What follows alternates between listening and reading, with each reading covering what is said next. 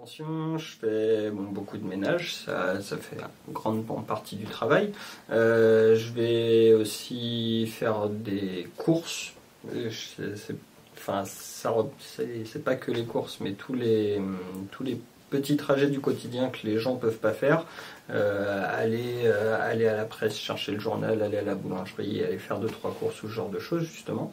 Donc c'est pareil, c'est une grosse partie du travail. Et puis après derrière, c'est beaucoup d'accompagnement personnel. Et je pense que c'est ça qui me plaît le plus dans le métier en réalité. Le fait de je vais dire de se sentir utile, mais c'est plus, si, c'est le fait de je sais pas si tu vois ce que je veux dire. Le fait d'être présent pour eux et puis que notre présence auprès des bénéficiaires, on sent que on n'est pas tout à fait indispensable, mais si on n'était pas là, ça leur manquerait. Et on est la visite de la journée, ils nous attendent de pied ferme. Ah, t'as 5 minutes de retard, qu'est-ce qui s'est passé? Enfin, ils engagent très vite la conversation, on n'est pas juste là pour faire l'entretien du logement. C'est pas strict. Chez certains, il y a un cahier de liaison qui permet de coordonner l'équipe qui intervient parce qu'il y a besoin, notamment pour des personnes qui ont des pathologies avec des pertes de mémoire ou qui sont pas capables de dire qu'est-ce qui a été fait, qu'est-ce qui doit être fait. Mais chez la plupart, c'est eux qui décident. Si aujourd'hui ils ont envie de juste discuter et boire un café, c'est possible aussi. On évite de faire que ça sur 2 heures.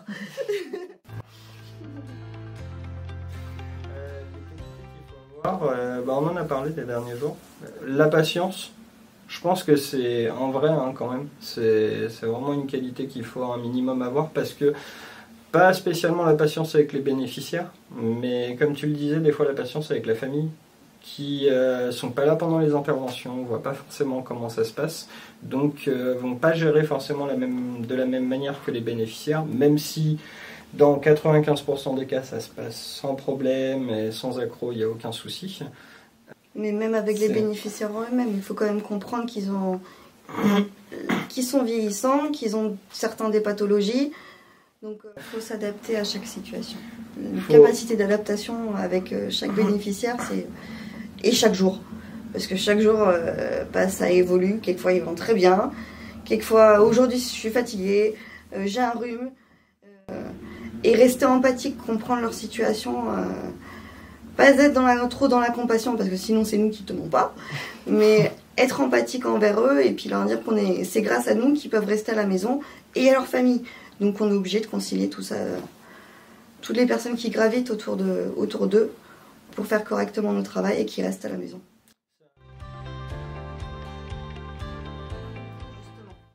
Et ça, leurs histoires dans le coin, nous qui sommes pas d'ici en plus, mais j'ai appris des choses.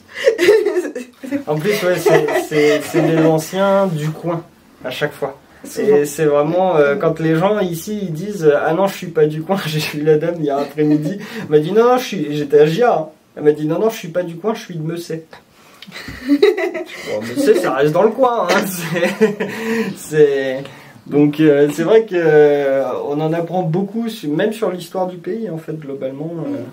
Leur expérience est toujours bonne à prendre. Ah bah oui, bien sûr.